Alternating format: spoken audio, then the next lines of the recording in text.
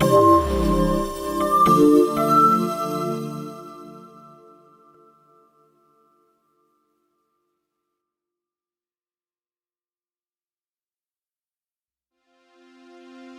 it sits, that painting that I absolutely believed talked to me.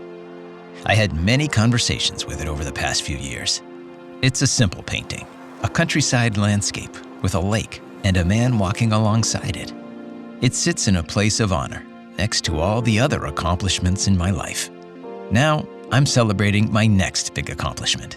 I have learned to live with my diagnosis. You see, I have schizophrenia, and this painting is a reminder of how far I've come in my mental health journey.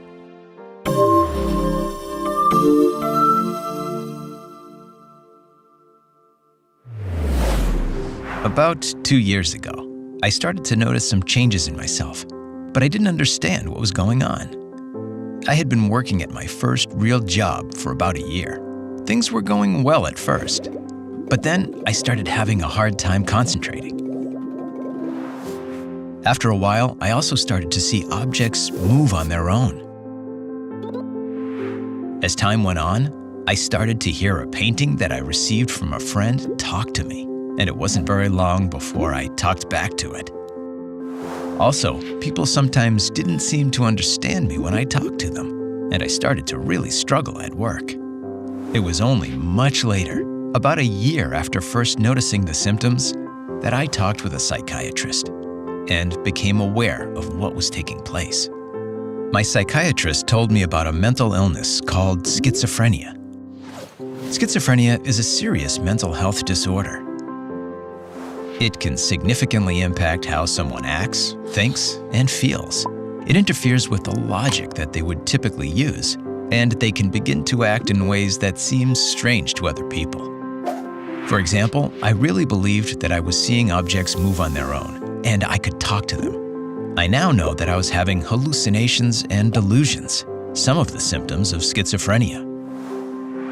Everyone with schizophrenia has their own unique experience, but the condition includes a few specific types of symptoms.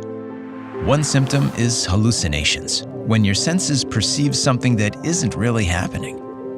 Hallucinations can happen with any of our senses, like seeing things that aren't there, known as visual hallucinations, or feeling something is on or happening to your body that isn't really there, called tactile hallucination.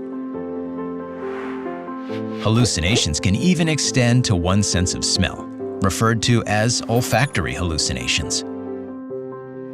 Auditory hallucinations, like hearing voices, is the most common kind of hallucination in schizophrenia. The voice I heard from the painting was so clear, just like someone was standing next to me talking to me. I had no control over the voice. I couldn't make it go away on my own. People living with schizophrenia might also have delusions or strong beliefs in things that are not true. This might be a belief that another person or group is out to harm you or is controlling you or your thoughts.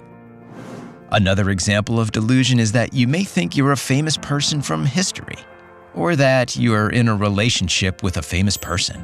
People living with schizophrenia may also have symptoms that impact their ability to think clearly. This is called disorganized thinking and is typically seen in the way a person talks. For me, I would talk about things that did not quite fit reality. People living with schizophrenia might also have a hard time focusing or paying attention.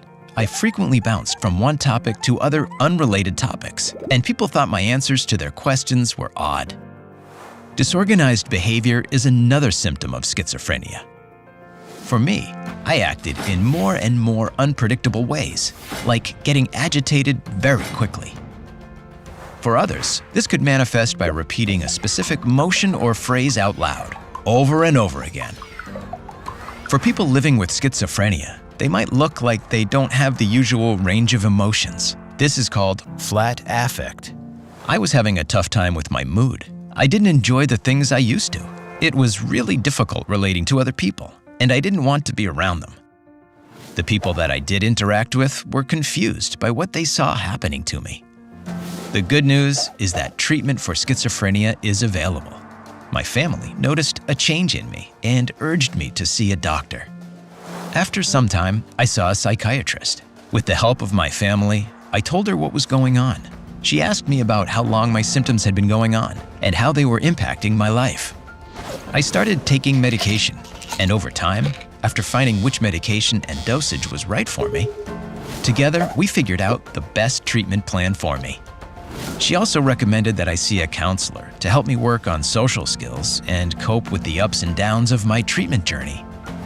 I now have a support team that helps me manage my schizophrenia symptoms.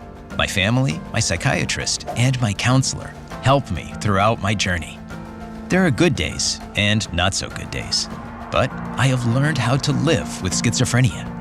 This painting is my reminder of how far I've come.